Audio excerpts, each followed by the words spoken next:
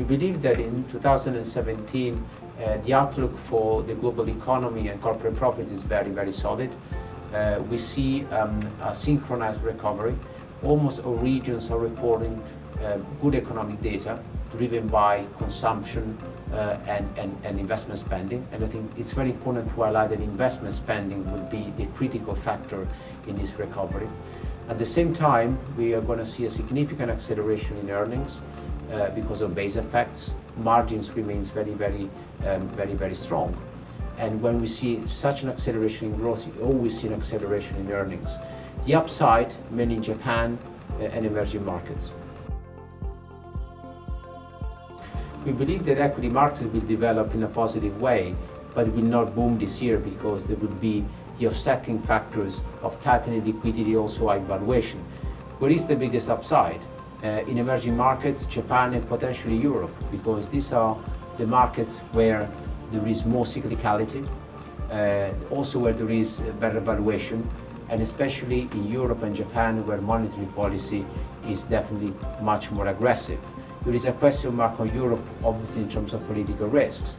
But apart from political risks, Europe looks very solid in terms of earnings, in terms of growth, and also because Europe seems to be a little bit not very popular with investors, which normally is a good sign for future returns.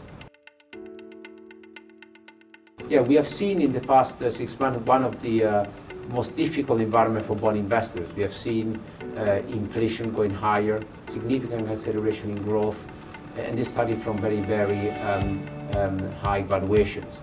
I think the increase in bond yields will continue to happen pretty much everywhere.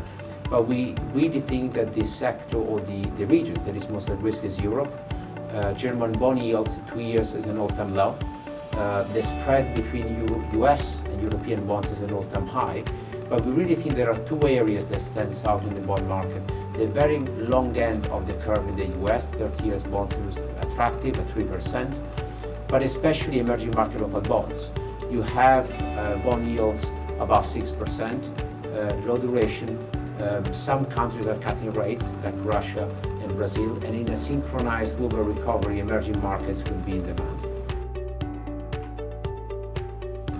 Well, the political risk is definitely one of the major risks for this year, but it was also last year.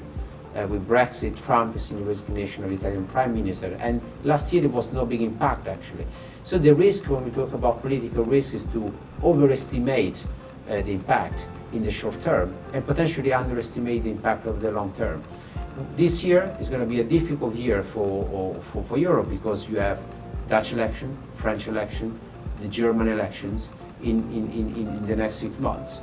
The best thing, I think, to address this issue is to reduce a little bit the risk just in anticipation of an election. But it's very important not to exaggerate, in a way, the risks and also the outcome, because we don't know what the outcome will be. It's very unpredictable.